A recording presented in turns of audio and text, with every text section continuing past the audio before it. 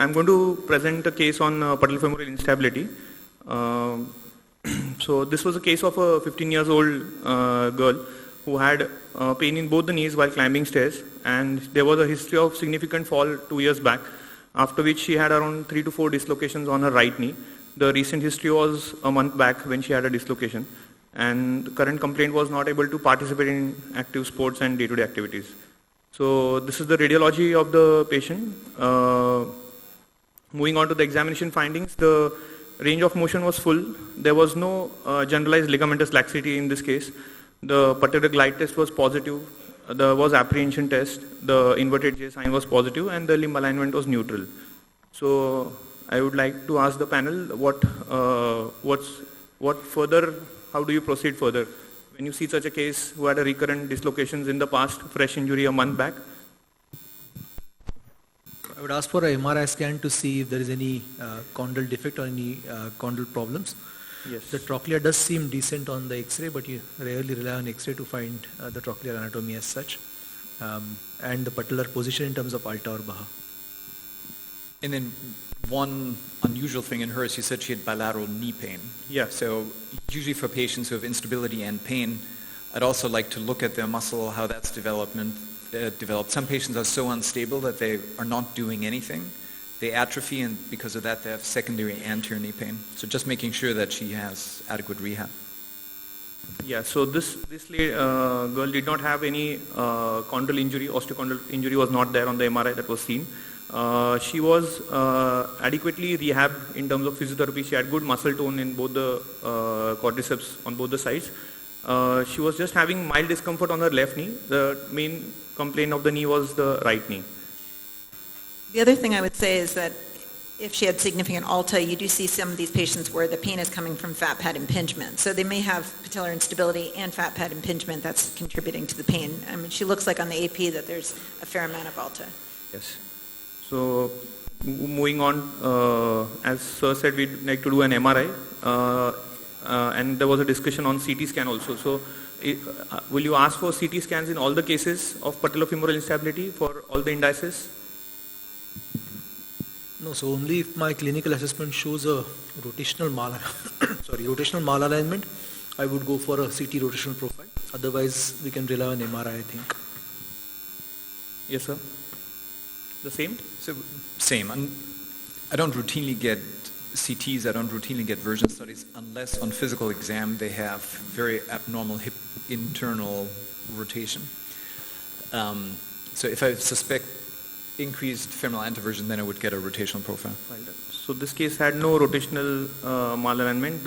Even the frontal alignment was also, sorry. Yeah. That's a very big point. Very simple to assess version on the femur, but most knee surgeons don't examine the femur.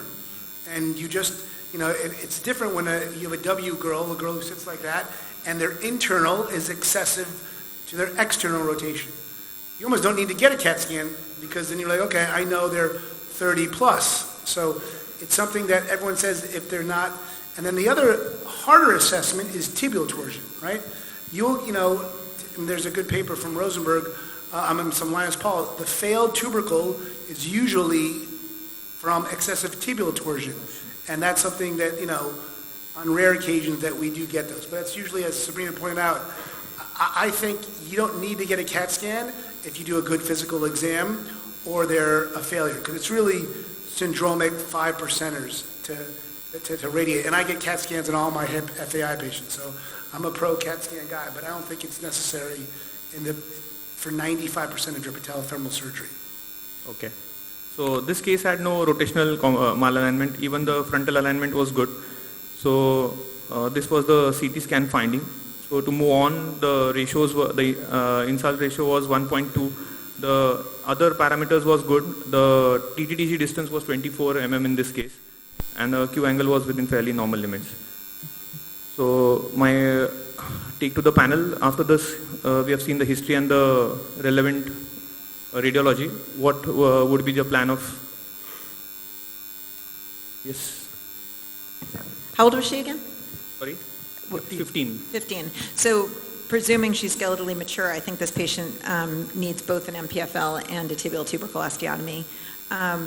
with the insole cell body ratio of 1.25, the question is whether you're going to distalize her at the same time. I have a pretty low threshold for distalizing, and how much do I distalize? I'm trying to get to a Katam de Champ of about 1.05, certainly not below 1, maybe 1.1. Okay. How do you radiologically on table judge that? The distalization of the... I don't test it on the table. I measure based on the Fragment. MRI on the sagittal view, and then I determine how much of a correction. And that's where I use these wedges that are Evans wedges. They're typically, you can order a 6 or an 8 or a 10. So I know exactly how much I'm distalizing. Okay. And so sometimes MRI scan can underestimate patella alter a little bit because they're usually quad relaxed when they're in the scanner. So sometimes when you look at them, that's rare, but sometimes you see a patella tendon that's wavy. You know it's not on tension. In reality, if they're really contracted, the patella would be even higher. Way higher, yeah. So same was the plan in this case. We examined this patient under anesthesia, and as you can see that the patella is still unstable.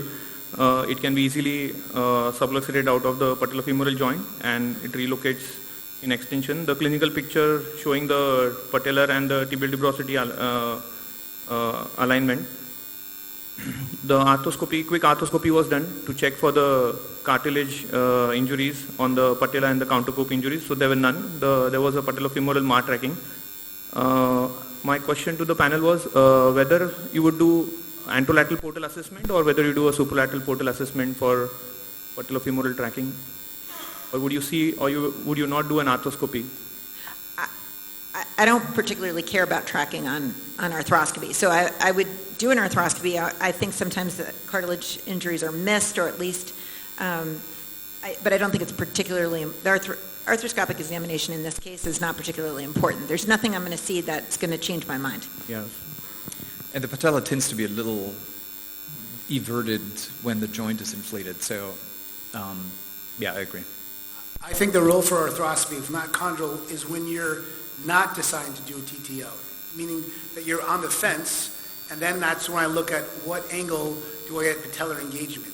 So if and you can even look from the top down, if that's what your point was. But if I know I'm doing a tubercle, I don't really, I can document, wow, it doesn't engage till 60 degrees.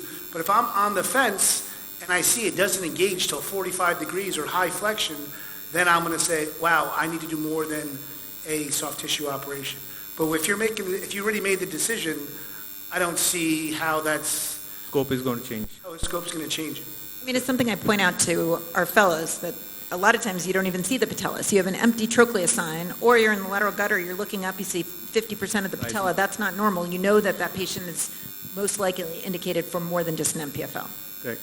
So, yeah, so after the scopy, we do a 2-tunnel technique into the patella. So we, as was described, we drill 2 tunnels into the proximal half of the patella, exiting on the anterior border. And we confirm this on the radiology in the lateral view. The Shortall's point is marked for the femoral insertion of the MPFL. And as planned, in this case, the tibial tuberosity was exposed and it was osteotomized, and the shift of 6 millimeters was planned. So as you said, that we had medialized the tibial tuberosity around 6 millimeters. Nothing significantly was done for the distalization. And a quick look arthroscopy just ensures the patella is tracking in the trochlear groove. This is the fixation of the MPFL graft, fan-shaped attachment on the patella, and femoral fixation with a biodegradable screw. This is a 6 months follow-up of this patient, showing the tuberosity healed well, and though there is slight lift off of the patella. What is your take on such patients at 6 months when you see a lift off of the patella? I'm sorry, say that again? So what's your take when you see lifted off patella at 6 months follow-up? Oh, I mean, honestly, I don't think that X-ray is very bad. I think that looks fairly well congruent in the groove. Why did you release the tubercle distal if you did it distalized, or did distalize it? Oh, we medialized only. Right, so then why would you, I mean, a classic focus on osteotomy is it's a more stable osteotomy if you leave the distal hinge. So we would almost never do that if we're not distalizing. You see what I'm saying? Yeah, so we just medialized. We did not plan to distalize the tibial tuberosity. But then why would you release the tubercle distally if you're not going to distalize? So we tend to green stick it. So we leave the distal periosteum intact and the distal bone intact. So just turn it towards the medial side. Yeah, just, and, I mean, the problem with distalization is a powerful tool, and maybe Sabrina and Andreas, I'd ask them, but your healing rates, and she talked about how she adjusts her weight bearing based off that, are different. But a classic Fulkerson heals much faster than any distalization, and distalization, the complication rate is about 5 times higher. Doesn't mean it doesn't work, it just, you got to be careful. So, Sabrina and Andreas, what are your pearls for distalization? Step cut versus slide, you kind of talked about it, but how do you do it, Sabrina? So I don't do a step cut anymore. I think it's a stress riser in the tibia. I haven't had a tibial fracture, but I've seen tibial fractures after a step cut tibial tubercle osteotomy with a distalization. So I feather it. If I'm doing an AMZ with a distalization, I feather it. I use a proximal bone block. I used to use dowels because I didn't know there was such a thing as an Evans wedge. Once I discovered the Evans wedge, that's perfect, but it costs money. I think it's important to put something proximally, and just like with the McKay, we used to use iliac crest. I've certainly not gone to iliac crest ever, but I have seen delayed fractures of the shingle if you don't get good healing proximally, and I've seen them delayed up to 10 years. And so I think this looks fine. What would I have done differently? I think I would have left the bone attached distally. I tend to angle my screws distally rather than proximally, especially if I'm doing a distalization.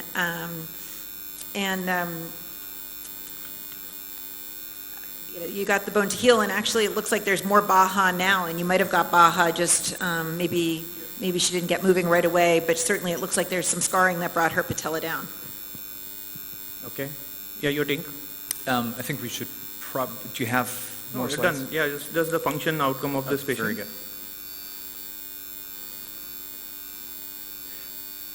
So that's the stable knee on the right side, and the left knee is still unstable, no symptomatic on the left knee right now, so not yet planned anything for her right now, just rehab. Thank you. Great. Thank you so much.